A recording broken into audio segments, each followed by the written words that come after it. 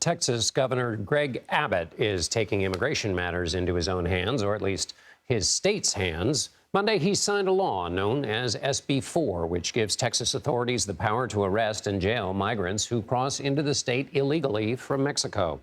It also lets Texas judges issue deportation orders, although it's not clear how such orders would be enforced.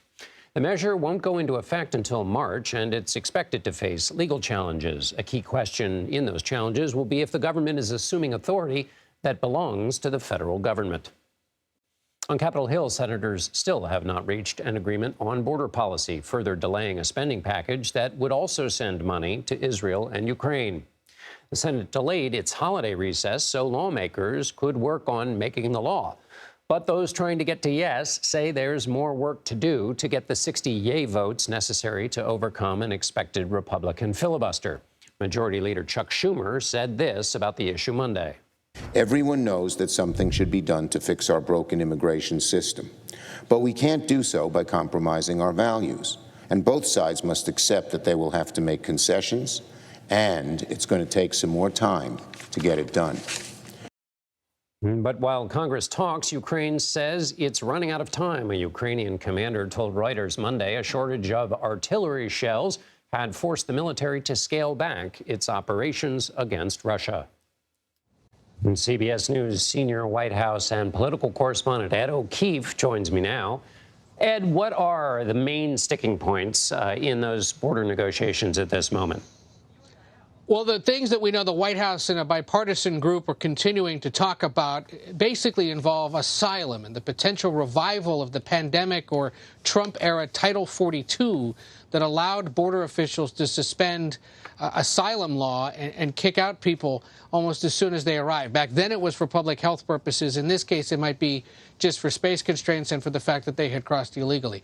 The other thing that's expected to happen is some kind of expansion of a program that allows Border Patrol officials and others to round up migrants who've arrived recently and send them back to their home countries even before their asylum cases are processed. That's a departure as well from current policy, harkens back to the Trump era, and immigrant advocates are quite concerned that those that have come either illegally or in recent years are now going to have to walk around with some kind of proof that they've been here longer than just 2 or 3 years, say, and it could revive a lot of the fears that many migrant families and migrant communities had during the Trump administration when those more aggressive immigration proposals were first put in place. And Ed, where is the president in all of this in terms of his direct involvement with Congress or just all these issues you've just outlined for us? Well, we don't know much about his direct involvement, but we do know that several senior administration officials are now directly engaged with those lawmakers. The Homeland Security Secretary, Alejandro Mayorkas, who understands immigration policy better than most senior administration officials. The White House Chief of Staff, Jeff Zients, as well, because he can pull from across the government to ensure that the proposed changes would make sense and are operational. But the president himself, we don't know, at least, whether he's picked up the phone to engage these Republican and Democratic lawmakers directly. We believe he has not. That's in part because they don't want to bring him in until he has to seal the deal, but also because it keeps him from the political pressure on both sides, either for or against these changes, or for some or not all of it, that he's facing now, especially from progressives in his party and Latino lawmakers concerned about how their communities back home would be adversely affected. All right. They want to bring him in as the closer. So what if he came in as the closer in these negotiations? What a compromise look like? Is there any kind of loose shape that's appearing at this point?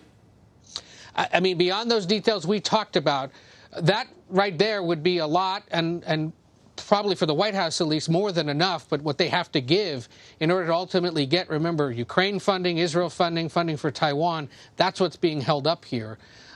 Beyond that, the president would be able to say, look, I got a deal on an issue that is an urgent voter priority these days. In our CBS News polling, it's the second most urgent issue to voters behind inflation.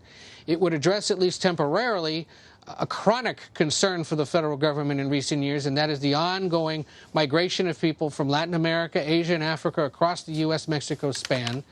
And for the president, at least, he would hope that it puts the issue aside through at least the elections, and we'll see then at some point whether there's a revival of these talks in a new Congress and at least with a new presidential administration, or at least a new term beginning at some point in 2025. Ed O'Keefe for us at the White House. Thanks a lot, Ed.